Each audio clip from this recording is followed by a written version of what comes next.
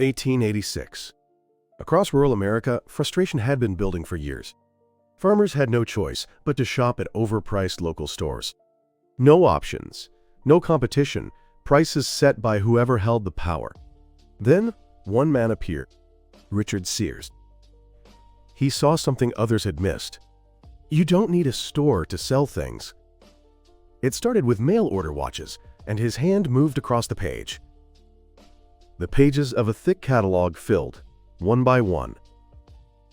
In 1893, the company was incorporated as Sears, Roebuck & Co. The beginning of an empire. The catalog that arrived in a farmer's living room was a doorway to another world. Hundreds of pages filled with dresses, farm equipment, medicine, furniture, jewelry. The same goods found in city department stores, listed at clear, fixed prices. They called it the Consumer's Bible. It had become that essential to everyday life. Later known affectionately as the Wish Book, that catalog gave rural Americans something they had never had before: choice. Using rail transport and the postal system, Sears delivered orders across the nation. The expansion of rural free delivery after 1896 only added more wind to their sails.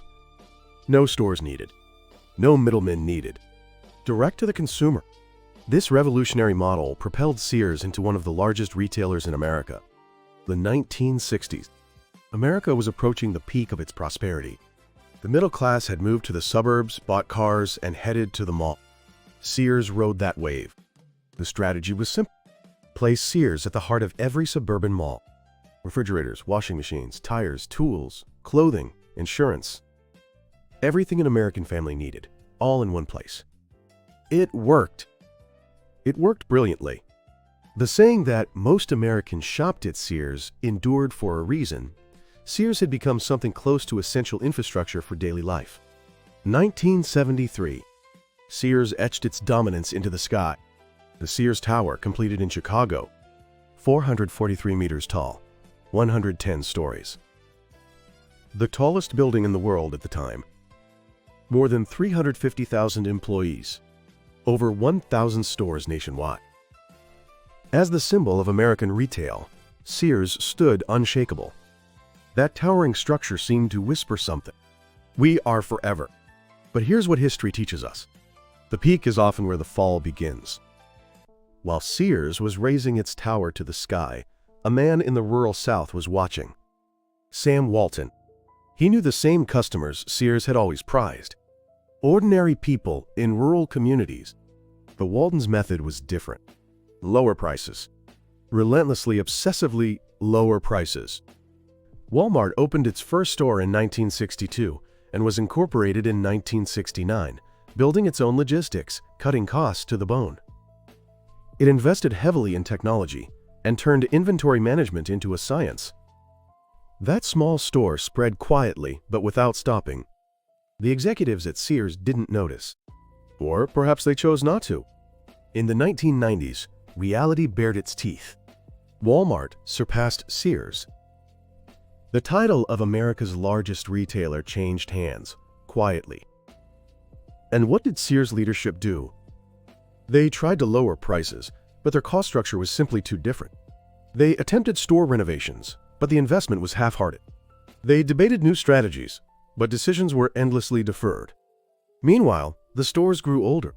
Customers drifted away little by little. No doubt they told themselves something like this: "We've been here for 125 years.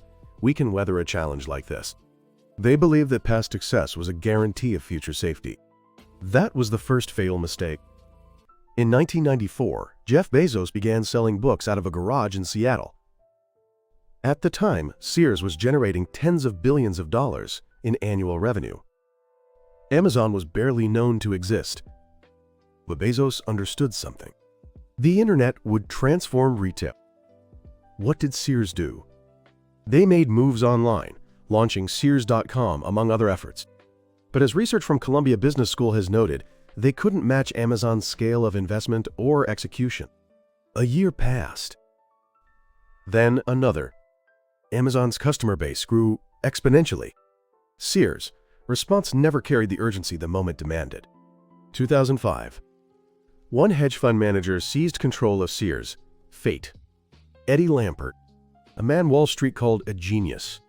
He first acquired Kmart out of bankruptcy, then engineered a deal in which Kmart acquired Sears, giving birth to Sears Holdings. But what exactly did Lampert see when he looked at Sears? Was it the customers? Was it the employees? Under his leadership, real estate assets were carved out and monetized one after another.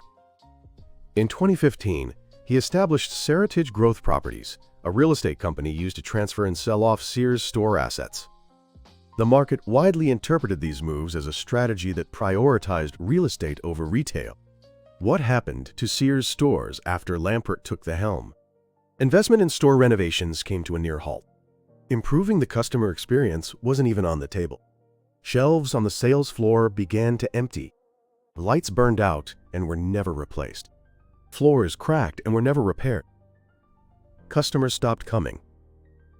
Sales fell. Investment was cut further. That vicious cycle never stopped. Meanwhile, real estate was sold off, property by property. Short-term cash flowed in, but what Sears needed to protect wasn't real estate. It was the trust it had built with its customers over 125 years. The numbers tell the story of a collapse. At the time of the merger, the combined Sears and Kmart sales approached $55 billion. A decade later, that figure had fallen below $16 billion.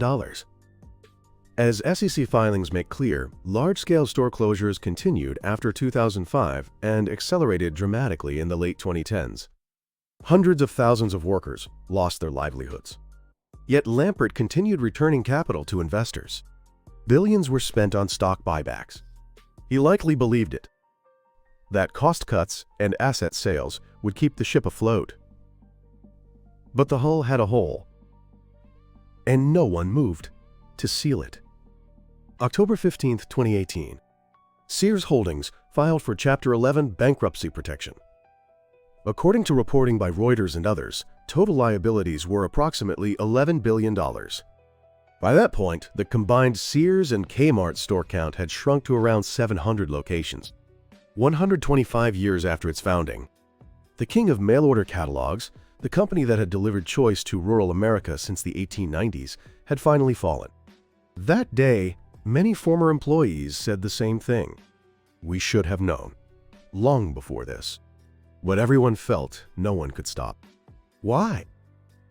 Because the glory of the past was too immense.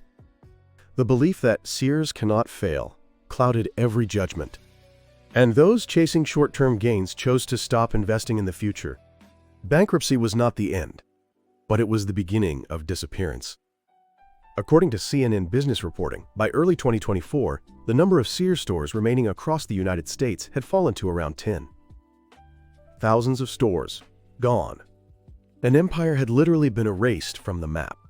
The battle of retail had changed. This was no longer a game decided by store count. It demanded the ability to unite experience, logistics, and digital into one seamless execution. And the company that had once rewritten those rules? It was Sears itself. That same revolutionary spirit that had dismantled old distribution with a mail-order catalog. What does the story of Sears ask of us? How did a company that revolutionized rural America over 125 years end in bankruptcy? It wasn't that they failed to notice the shift in technology. It wasn't that they couldn't see the threat from Walmart. The problem was that they knew and still didn't move. The illusion of the status quo. The dependency on past success. The decision to stop investing in the future in exchange for short-term profit. Sears was able to revolutionize rural America because it broke the rules of its time. But when it chose to protect the rules it had created, the revolution ended. Innovation is not something you do once and set aside. The moment you stop, the dying begins. Now, let me ask you something. Past success does not guarantee the future. Yet the more successful we've been, the easier it is to fall into that trap. In the place where you stand today, are you leaning too heavily on what once worked? Just as Sears once transformed rural America, is there something right in front of you that deserves to be changed?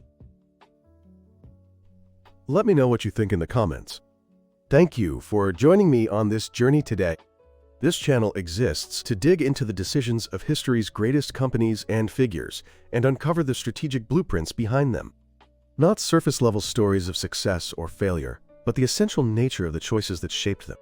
Subscribe and turn on notifications so you don't miss the next story. Until next time.